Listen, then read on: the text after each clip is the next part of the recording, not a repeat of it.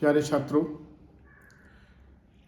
अभी तक हम लोगों ने इलेक्ट्रोमैग्नेटिक वेव की एनर्जी डेंसिटी के बारे में पढ़ा कि एनर्जी डेंसिटी जो है इलेक्ट्रिक फील्ड की वजह से कितना होती है, मैग्नेटिक फील्ड की वजह से कितना होती है और टोटल एवरेज एनर्जी डेंसिटी कितनी होती है। तो उन्हीं सब पर जो है कुछ क्वेश्चंस हैं, कुछ इम्पॉर्टेंट क्वेश्चंस हैं। इसमें जो मैंने 3 क्वेश्चंस तो थियोरेटिकल टाइप के इसको सॉल्व करना है, 2 क्वेश्चंस आपके पास ऑब्जेक्टिव टाइप के हैं, बहुत इजी हैं और काफ़ी इम्पॉर्टेंट भी हैं एग्जामिनेशन पॉइंट ऑफ व्यू से। तो चलिए ठीक है, बिना किसी देरी के आज हम शुरू करते हैं इन क्वेश्चनों को सॉल्व करना। अब मुझे पूरी उम्मीद है कि अगर आप लोगों ने समझ लिया होगा इलेक्ट्रोमैग्नेटिक वेव के बारे में, उनमें एनर्जी डेंसिटी कितना होती है इलेक्ट्रिक फील्ड की वजह से, मैग्नेटिक फील्ड की वजह से, और एवरेज एनर्जी डेंसिटी या फिर इंस्टेंटेनियस एनर्जी डेंसिटी, तो इसको करने में कोई दिक्कत नहीं होगी। चलिए ठीक है, बिना किसी देरी के हम क्वेश्चन को सॉल्व करते हैं। पहला क्वेश्चन है the magnetic field in a plane electromagnetic wave. मैंने इलेक्ट्रोमैग्नेटिक वेव पे उसका शॉर्ट नेम EMW किया है। EMW means electromagnetic wave. The plane electromagnetic wave is given by B is equal to 200 micro tesla sine 4.0 into 10 to the power 15 per second into in bracket T minus X upon C. Find the maximum electric field and the average energy density corresponding to the electric field. चलिए ठीक है, कोई बात नहीं। जैसा कि हमने देखा है कि जो सॉल्यूशन है, ये सॉल्यूशन ऑफ क्वेश्चन नंबर 1, हमको जो दिया हुआ है मैग्नेटिक फील्ड जो वेरी कर रही है साइनोसाइडली, उसका इक्वेशन दिया हुआ है 200 माइक्रो टेस्ला साइन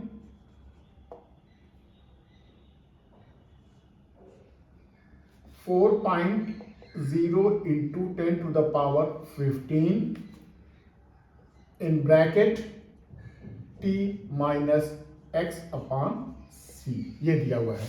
तो हमको क्या पता करना है, मैक्सिमम इलेक्ट्रिक फील्ड की वैल्यू पता करनी है और उसकी वजह से जो इलेक्ट्रिक फील्ड जो हमारी एनर्जी डेंसिटी है, एवरेज एनर्जी डेंसिटी वो पता करनी है। तो चलिए ठीक, हमने पढ़ा है फार्मूला एवरेज एनर्जी डेंसिटी का। जो एवरेज एनर्जी डेंसिटी जो होती है UE जो होती है इसकी average value 1/4 epsilon naught E square and UB का एवरेज वैल्यू होती है 1/4 epsilon naught epsilon naught B naught का स्क्वायर अपॉन म्यू नॉट। और इसकी जो टोटल वैल्यू होती है, total average value is equal to, ये दोनों का सम होती है and it is nothing but equal to 1/2 epsilon not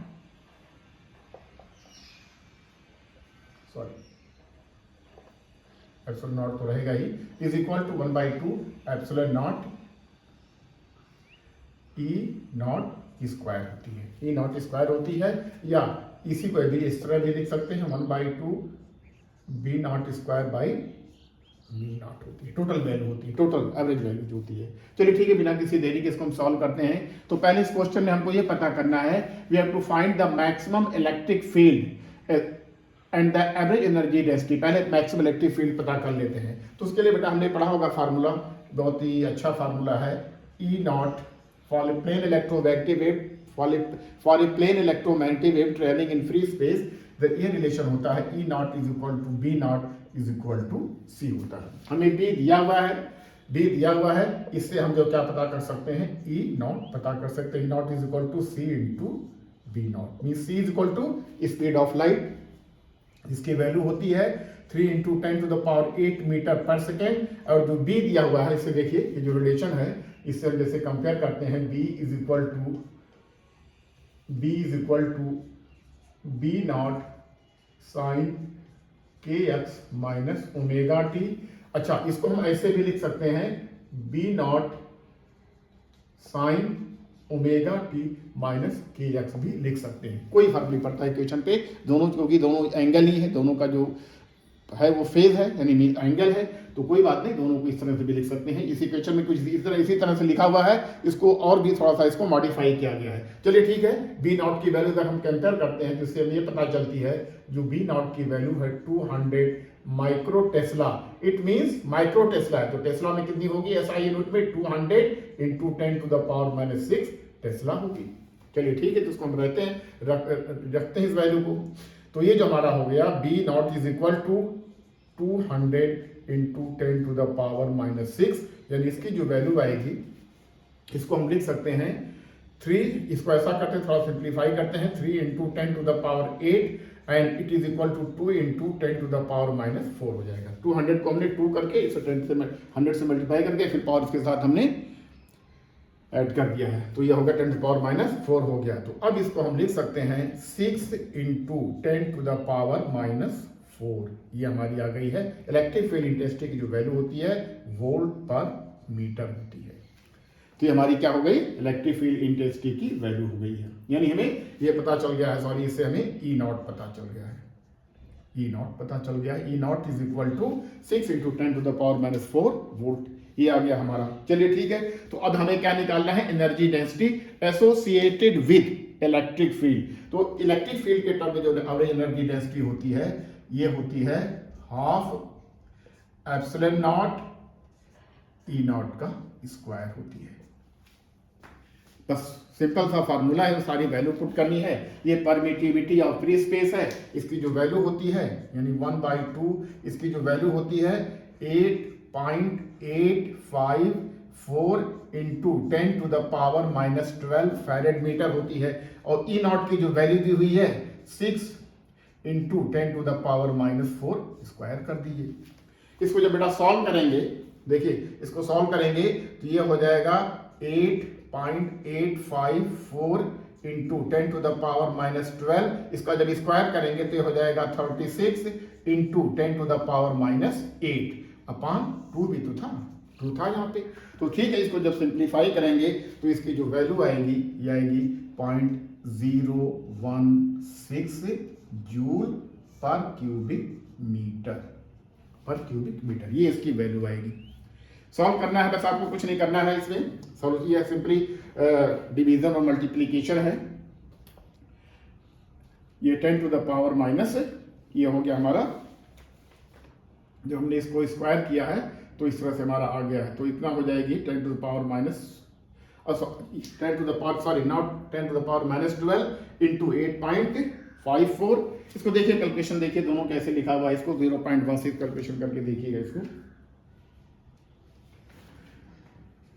ये जो आया है ई नॉट, तो ठीक है, इसको सॉरी ये जो हमारा हो जाएगा 6 × 10⁻+, ये हमारा हो जाएगा +4 हो जाएगा, नॉट ये +4 हो जाएगा, ये इसको ये हमारा हो जाएगा ये +4 हो जाएगा, ये नॉट माइनस, क्योंकि 8 नॉट की वैल्यू 8.854 × 10⁻12 फैरेड पर मीटर होती है, और जो 6 दिया हुआ है इसको जो है इसको 200 × 10⁻⁻, ये आ गया हमारा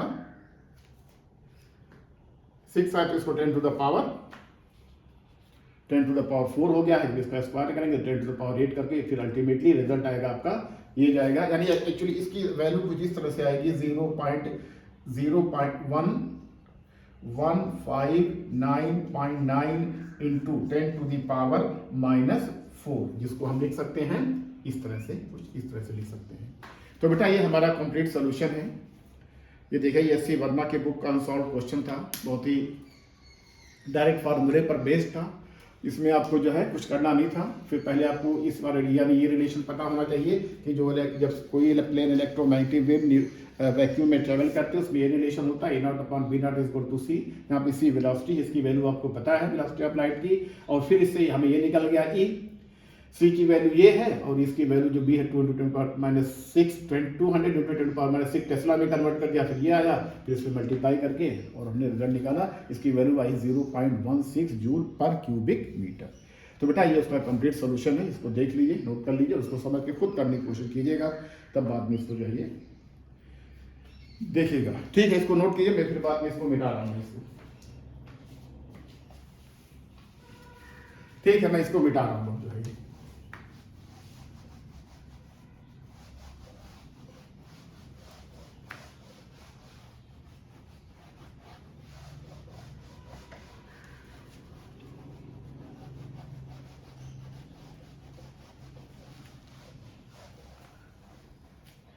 क्वेश्चन नंबर 2 है, the electric field in an electromagnetic wave is given by. आपको इलेक्ट्रिक फील्ड इस तरह से question number solution question number 2 का जो इलेक्ट्रिक फील्ड है ई है, ये दी हुई है 50 sine omega T minus x upon c, ये दी हुई है, टेस्ला में दी हुई है, टेस्ला में दी हुई है।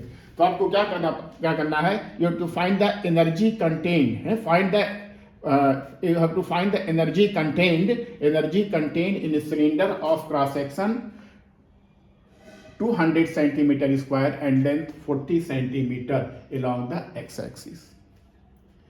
देखिए बेटा, हमको जो एनर्जी इसे बताया गया था, टोटल एनर्जी किसी सोर्स की निकालना तो बहुत मुश्किल होता है, इट वेरी डिफिकल्ट टास्क।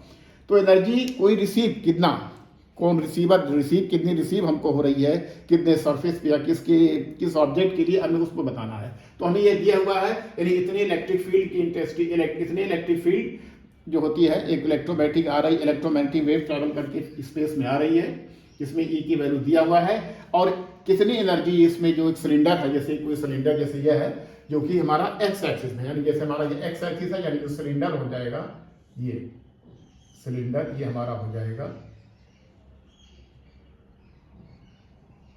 ये हमारा हो गया सिलेंडर, जिसमें इसका जो एरिया जो दिया हुआ है, area is equal to how much, area is given as 20 centimetre square, 20 centimetre square, और length of the conductor is equal to, length of the conductor दे दी गई है 20 सेंटीमीटर, 20 सेंटीमीटर।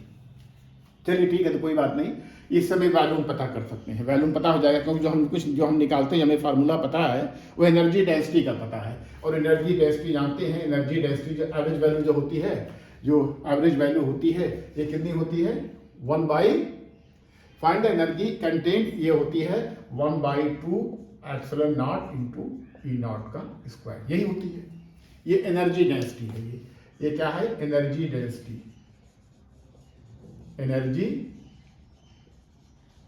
डेंसिटी यानी energy per unit value, means energy per unit value होती है। तो पहले इसको हम निकाल लेते हैं, यानी इसकी जो यूनिट आएगी जूल पर मीटर में आएगी। देखिए ई नॉट की वैल्यू दी हुई है बेटा, हमें ई नॉट की जो वैल्यू दी हुई है वो कितनी हमारे पास है, ये 50 है, ये नॉट की वैल्यू कितनी है, ये 50 है। तो फिर हमें फार्मूला पे रखिए एवरेज वैल्यू निकाला है, तो इसकी जो वैल्यू आएगी 1/2 एप्सिलॉन नॉट की वैल्यू कितनी होती है 8.854 इंटू 10⁻⁻12 फैरेड पर मीटर, ये एप्सिलॉन नॉट है। और ई नॉट की वैल्यू कितनी दी हुई है, यहाँ से देखिए जो ई नॉट हमारा है, E naught is equal to 50 दिया हुआ है, तो ये हो गया 50 का स्क्वायर, 50 का स्क्वायर हो गया। ठीक है, अब मेरे ख्याल से तो निकल जानी चाहिए इसकी वैल्यू। तो ठीक है, इसको देखिए, इसको जब सॉल्व करेंगे तो 1/2 इंटू 8.854 इंटू 10⁻⁻12 इंटू 50 को जब करेंगे तो ये हो जाएगा, ये 50 इंटू 50 हो जाएगा, स्क्वायर जब करेंगे इसको।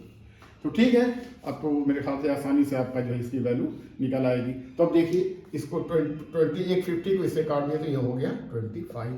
तो अब इसको मल्टीप्लाई कीजिए 8.854 इंटू 10⁻⁻12 इंटू 25 इंटू 50। तो ठीक है, इसको जो मल्टीप्लाई करके जब निकालेंगे तो इसकी जो वैल्यू आएगी ये आएगी करीब अप्रोक्सीमेटली आएगी 1.10 into 10⁻⁻8 joule per metre cube आएगी, एनर्जी डेंसिटी की वैल्यू है। ये सॉल्व करेंगे तो इसका है कितनी वैल्यू आएगी 1.0 into 10⁻8 joule per metre cube. आपको क्या निकालना है, energy density contained in a cylinder, एक सिलेंडर में कितनी आ रही है। सिलेंडर एक्चुअली कोई सिलेंडर है नहीं रखा गया, बल्कि एक इमेजिनरी सिलेंडर होगा कोई, जिसको मान लिया गया होगा, जिसकी लेंथ जो है हमारी ये है। अच्छा आप देखिए, इससे हमें इस सिलेंडर से जो है इसका एरिया दिया हुआ है, लेंथ दिया हुआ है, ये हो जाएगा volume of cylinder, volume of cylinder is equal to area into length, यानी ये कितना है, सेंटीमीटर में है बेटा, तो सेंटीमीटर में जब इसको मीटर में कन्वर्ट करेंगे तो ये हो जाएगा 20 into 10 to the power -4 into length जो हुई है ये कितनी है, ये भी 20 है, ये भी हमारी कितनी है, ये 20 है। तो ठीक है, तो ये हमारा हो गया कितना, 400 इंटू 10 टू द पावर -4, ये आएगा मीटर क्यूब। बस अब आपको एनर्जी डेंसिटी पता है 1.10 इंटू ये कितना है, इसकी लेंथ, सॉरी ये 40 है, ये हमारी ये 40 दिया हुआ है, चलिए हमारी कितनी है, ये 40 दी हुई है लेंथ, तो ये भी हमारी हो गई, सॉरी इसको स्लिप करेंगे तो ये हो जाएगा 40 हो जाएगा। तो जब इसको सॉल्व करेंगे तो ये हो जाएगा 800, लिख देना इसको, 800 इंटू 10 टू द पावर -4 आ गया मीटर क्यूब। अब आपको कुछ करना ही नहीं है, एनर्जी डेंसिटी पता है, जो जिसमें कि energy joule per unit metre per cubic metre होती है, इसको हमें मीटर जो उसका वैल्यूम है उससे मल्टीप्लाई कर दीजिए, यानी जब मल्टीप्लाई करेंगे इसको तो उसकी वैल्यू कितनी आएगी, मल्टीप्लाई करने पर इसकी वैल्यू आएगी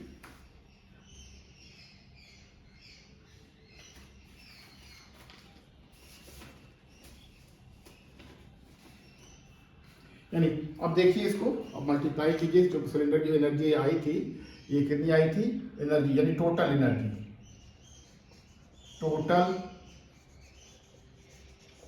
energy contained in the cylinder, तो चलिए ठीक है, अब इसको मैं इसको मिटा दे रहा हूं मैं, अब इसको जो है मिटाने के बाद इसको आप मल्टीप्लाई कर लीजिए दोनों को, हमें एनर्जी डेंसिटी पता है,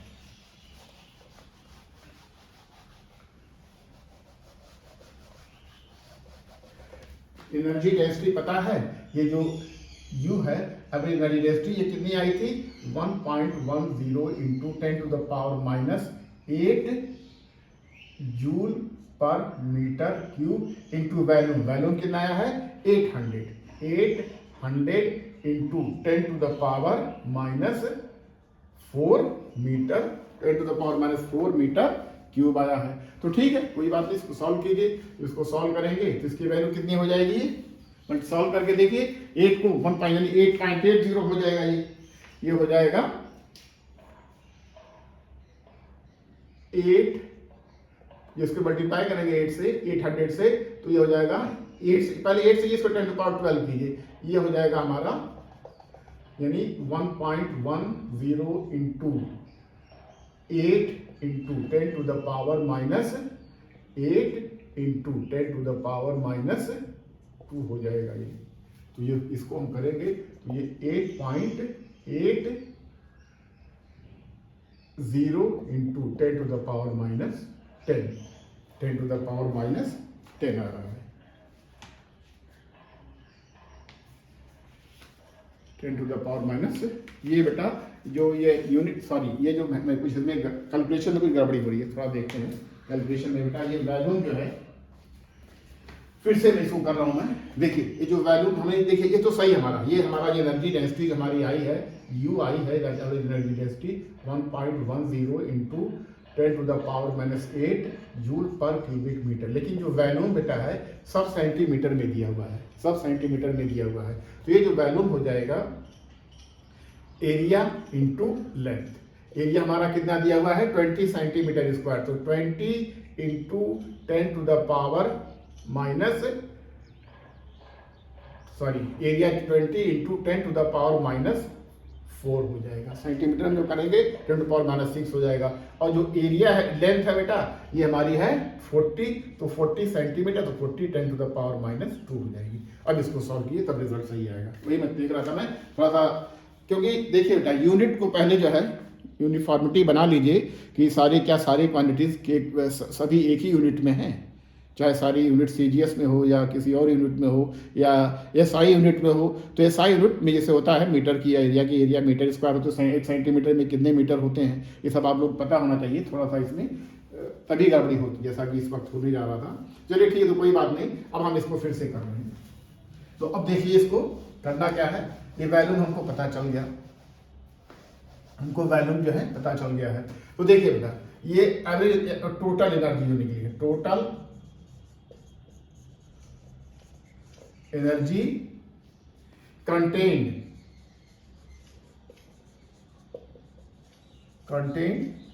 इन cylinder in the given cylinder.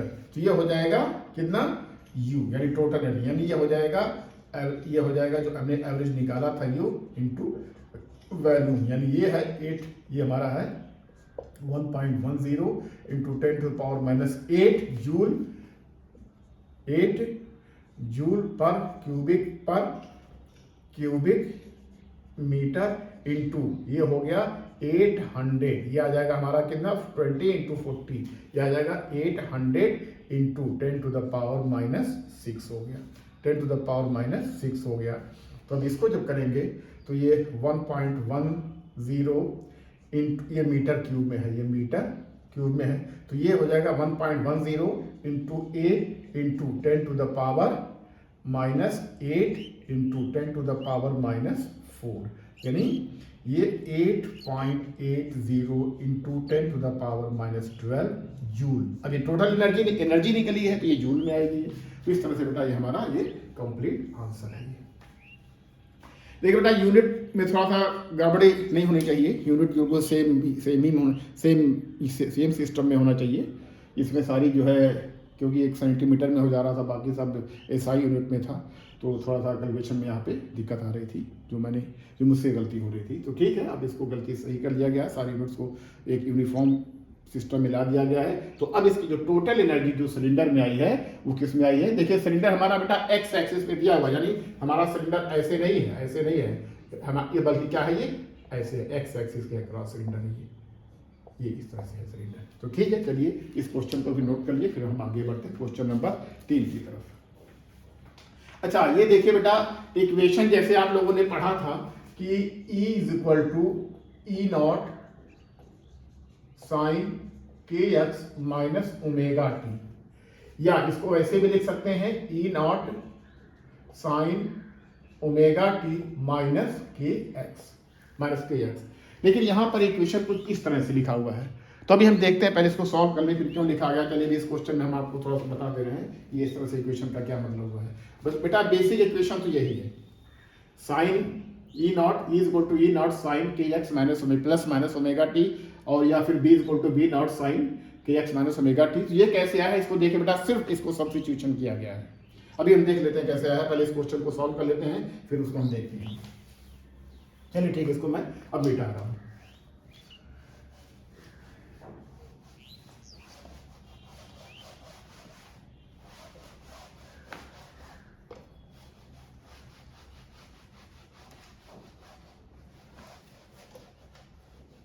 Question number 3 देखिए बेटा, 3 पढ़िए।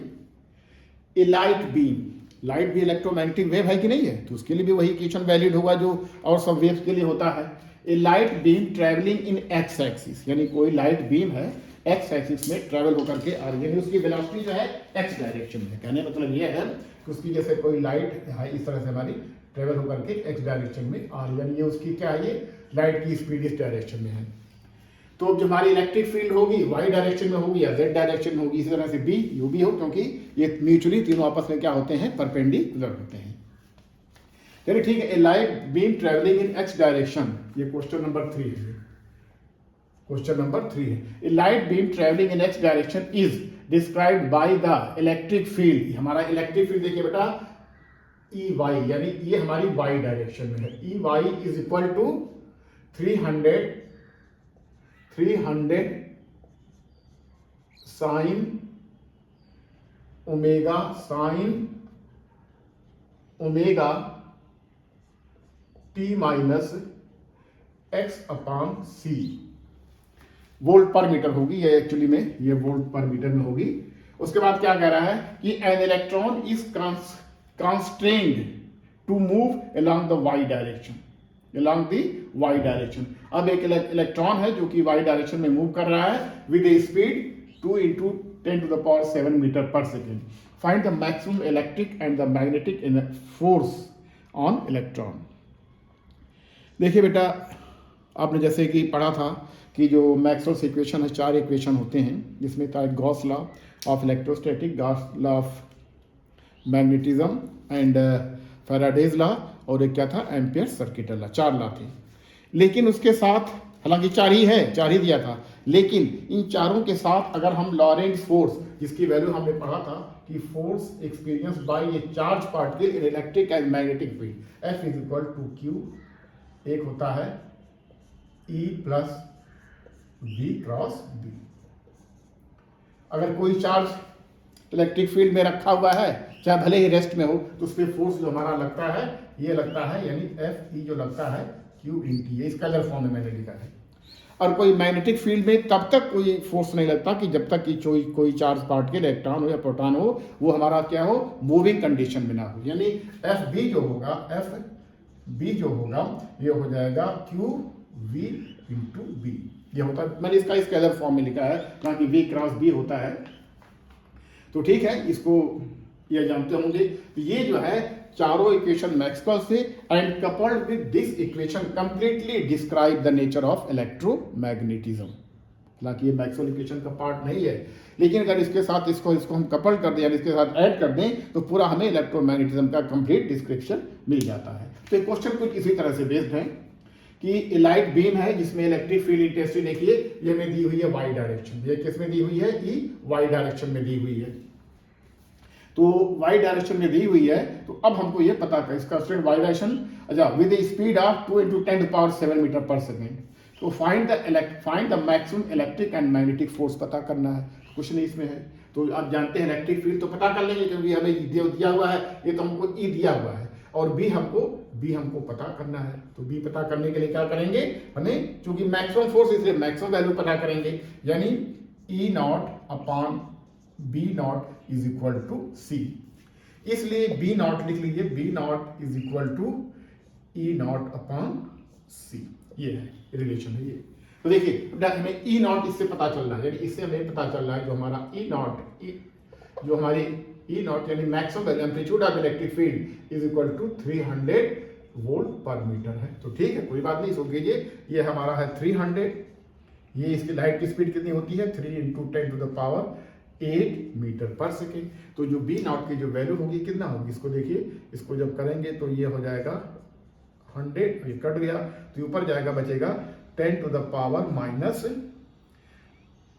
देखिए ये 100 है, 10 to the power 2, और 10 to the power जो ऊपर जाएगा तो 10 to the power माइनस 8 हो जाएगा, यानी 10 to the power minus 6 tesla आ जाएगा. यानी जो बी नॉट की जो वैल्यू आएगी हमारी 10 to the power minus 6 Tesla आएगी. तो अब हमको बेटा इलेक्ट्रिक फील्ड भी पता है और मैग्नेटिक फील्ड भी पता है, और उसकी वेलोसिटी भी पता है. तो इलेक्ट्रिक फील्ड, इसके लिए क्या करना है, जो मैक्सिमम वैल्यू होगी, अब हमें जो उसकी मैक्सिमम वैल्यू होगी फोर्स की, यानी एफ ई मैक्सिमम, यानी ये एफ ई की जो हमें मैक्सिमम वैल्यू क्या होगी, ये मैक्स वैल्यू क्या होगी, is equal to Q into E naught. E naught maximum है, तो ई नॉट क्यू हमारा क्या है, चार्ज इलेक्ट्रॉन है. तो इलेक्ट्रॉन का चार्ज जानते हैं 1.6 into 10 to the power minus 19 into E not की जो वैल्यू है, ये हमें है ये 300. तो ये हमारा आंसर हो गया.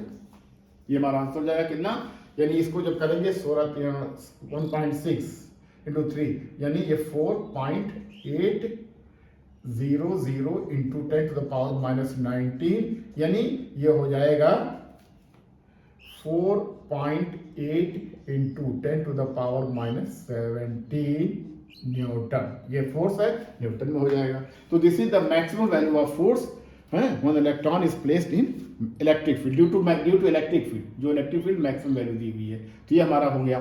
तो an electron is constrained to move along the y direction with a speed of इतना 2 into 10 power 7. then maximum electric force कितना हो गया, यानी maximum electric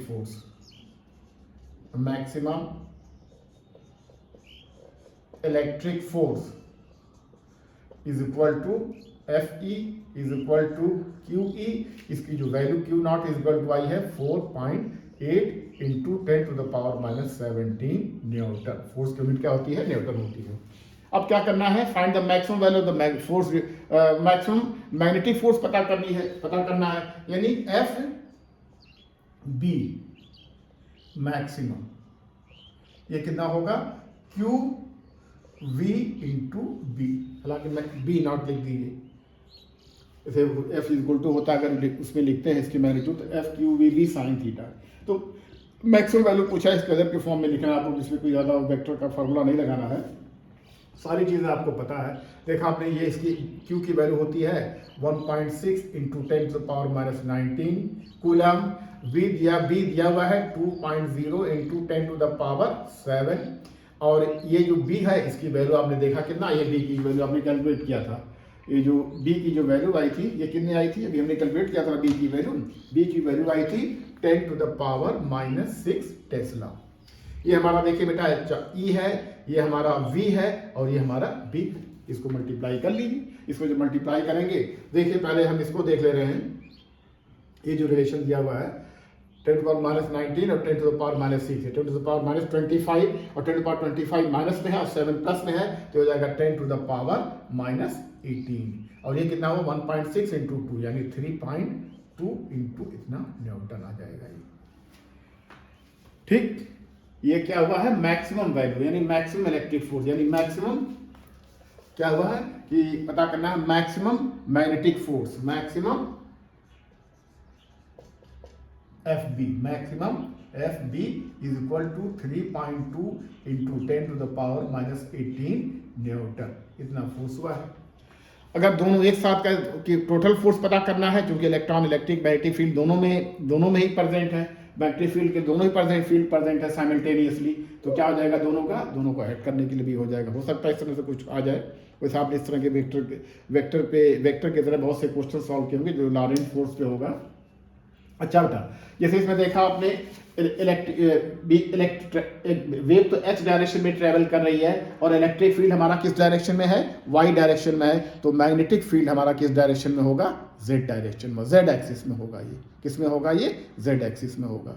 चलिए ठीक है, पूछा नहीं गया था, लेकिन मैं यहाँ पे थोड़ा सा बता दिया मैंने कि ताकि आप लोगों को याद रहे, भूल ना पाए, कि तीनों बेटा एक दूसरे के म्यूचुअली परपेंडिकुलर होते हैं। वैसे जो c होती है, स्पीड होती है इलेक्ट्रोमैग्नेटिक वेव की, v क्रॉस b से निकाली जाती है। इसके लिए थोड़ा सा कहीं हो सकता है वेक्टर के फॉर्म में दे दे, तो वेक्टर में जो यूनिट वेक्टर का जो प्रोडक्ट होता है इंटू जे के होता है, क्या ऐसे क्या जो भी होता हो, अब इसको यहाँ पे क्या डिस्कस किया जाए।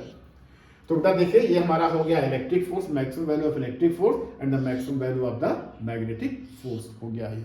तो ठीक है, ये यही दो क्वेश्चन थे। अच्छा, अब यहाँ पर जैसे ये क्वेश्चन है, हो सकता है कि आपके माइंड में आए कि ये वैल्यू कैसे आई है, तो इसको मैं थोड़ा सा यहाँ पे बता दे रहा हूँ। मैं कहाँ गया डस्टर, चलिए ठीक है, इसको हम देखते हैं कि ये कैसे आई है, उसके बाद फिर आगे बढ़ते हैं।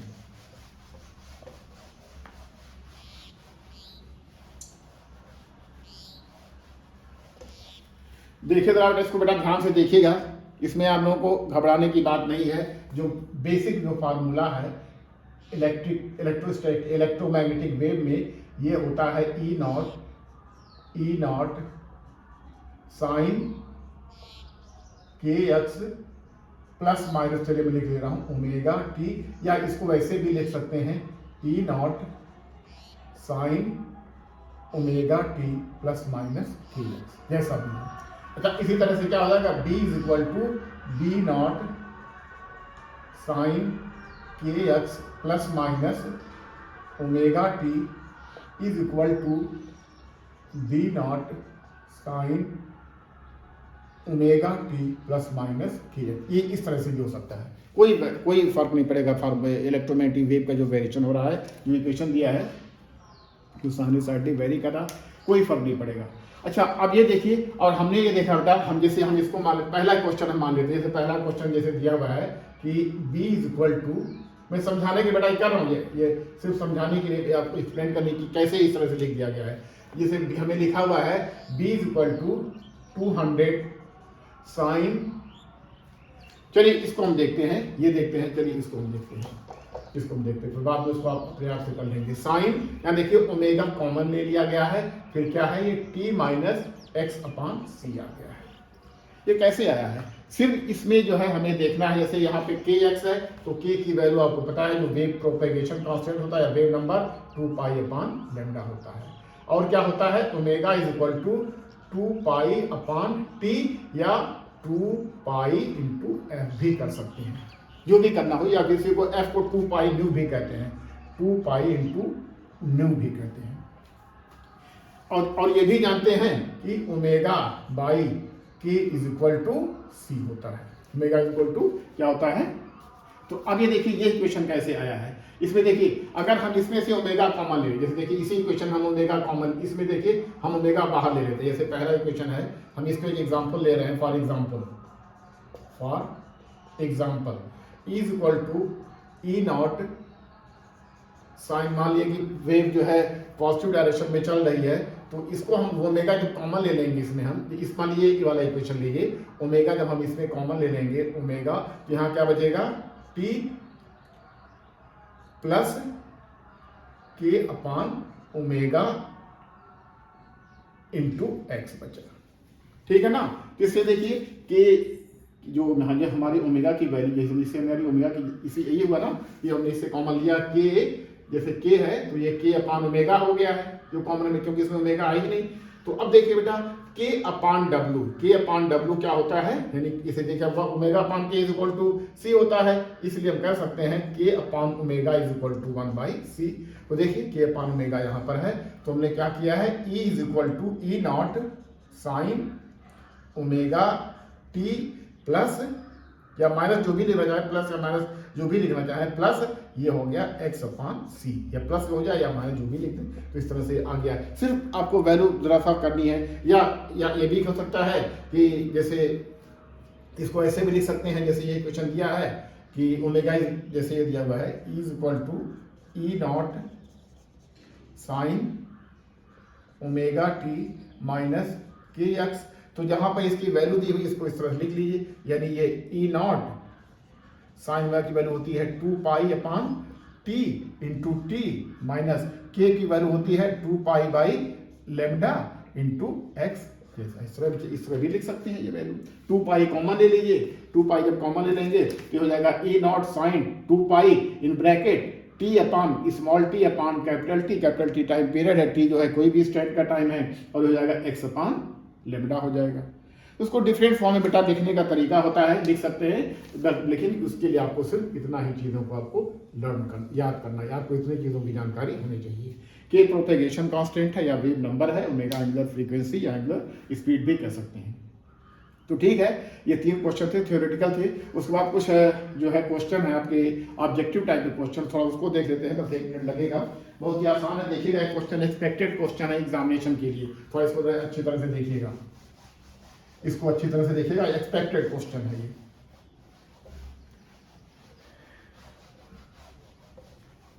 ये जो क्वेश्चन नंबर 4 है, जो इलेक्ट्रोमैग्नेटिक वेव का इक्वेशन दिया है E is equal to E naught sine के एक्स माइनस ओमेगा टी, ये इक्वेशन हमको दिया हुआ है। तो ये पूछा है जो वैक्यूम में ट्रेवल कर रही है, E is equal to E naught sin kx omega t, which of the following is independent of the wavelength? कौन सी क्वांटिटी वेवलेंथ के इंडिपेंडेंट है? पहला तो है k वेव नंबर या जिसको प्रोपेगेशन कांस्टेंट भी कहते हैं, ओमेगा जो एंगुलर स्पीड या एंगुलर फ्रीक्वेंसी, फिर k अपॉन ओमेगा और इंटू k इंटू डब्ल्यू है, k into omega naught W.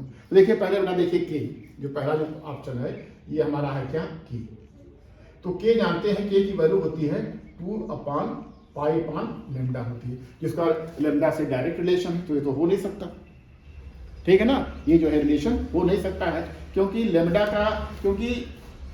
का जो डायरेक्ट रिलेशन केस है, तो ऑप्शन नंबर 1 तो हो ही नहीं सकता है। और दूसरा क्या है, ये दूसरा ऑप्शन है क्या है, ये ओमेगा, ओमेगा की वैल्यू क्या होती है, omega is equal to 2 pi upon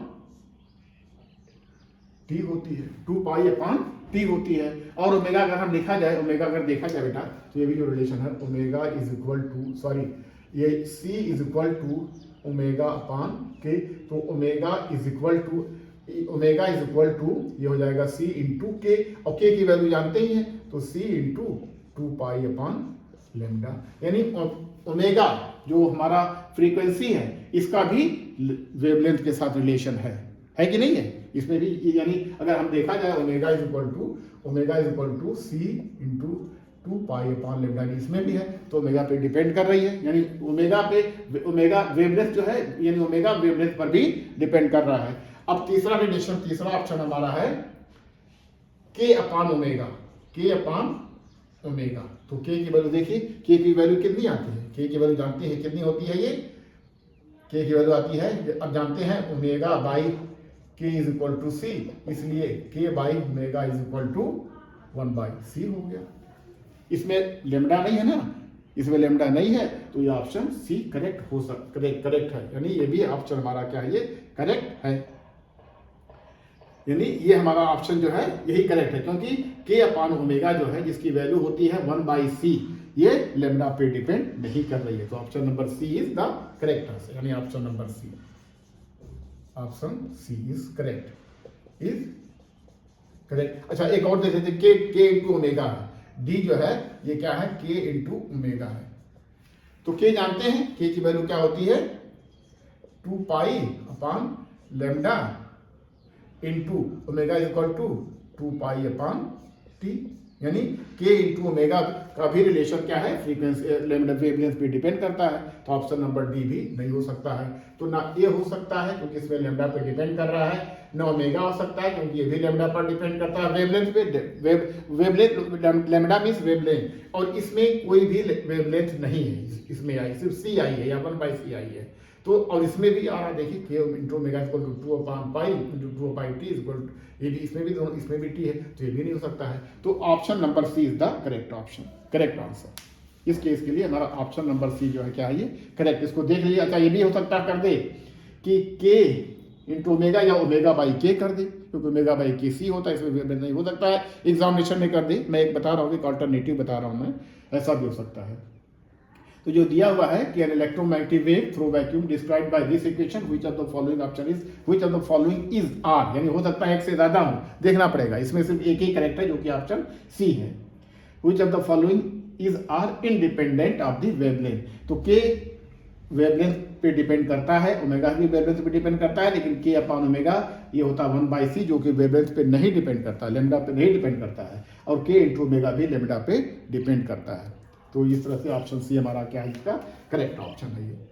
या हो सकता है डब्ल्यू बाई भी ओमेगा बाई के भी कर दे, तो ये भी हो सकता है, ये ओमेगा बाई के भी हो सकता है, यानी ओमेगा बाई के भी हो सकता है, ये भी करेक्ट हो जाएगा, हो सकता है कुछ चेंज कर दे, इधर उधर वैल्यू कर दे, तो ठीक है, इसके ऑप्शन सी है। अच्छा, एक बहुत ही सिंपल क्वेश्चन है जो डायमेंशन पर दिया हुआ है, ये एस सी वर्मा के बुक से दिया हुआ है ये, तो इसमें आप अगर डायमेंशन लगाएंगे तो बहुत ज़्यादा आपको टाइम लग जाएगा, लेकिन आपको भाई एग्जामिनेशन में आपको टाइम बचाना है, टाइम ही की मेन प्रॉब्लम एग्जामिनेशन में होती है बेटा, क्योंकि अगर टाइम आपने मैनेज कर लिया तो एग्जामिनेशन क्वालिफाई करने के बहुत ही ज़्यादा चांस रहते हैं, अच्छा मार्क्स आने के बहुत ज़्यादा चांस रहते हैं। तो ये पूछा है डायमेंशन, ये पूछा है dimensions of the quantity 1/μ0 into L, इसकी हमें डायमेंशन बतानी है। 4 ऑप्शन दिया हुआ है, ये दिया हुआ है L अपॉन टी, दूसरा ऑप्शन है T अपॉन L, और तीसरा ऑप्शन है L square upon T square, और चौथा ऑप्शन है T square upon L square.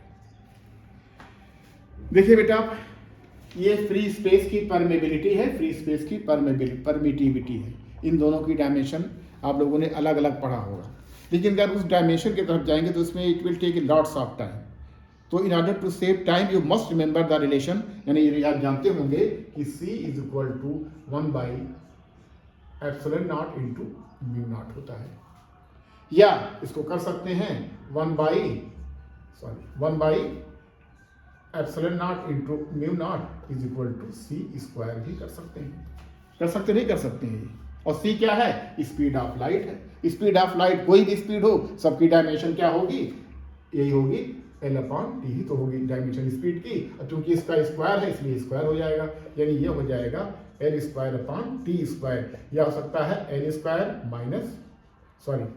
L square into T to the power -2, जो भी हो। तो इस तरह से ऑप्शन क्या है, ये भी रॉन्ग है, ये भी रॉन्ग है, ये करेक्ट है, ये भी रॉन्ग। तो ऑप्शन सी बहुत है।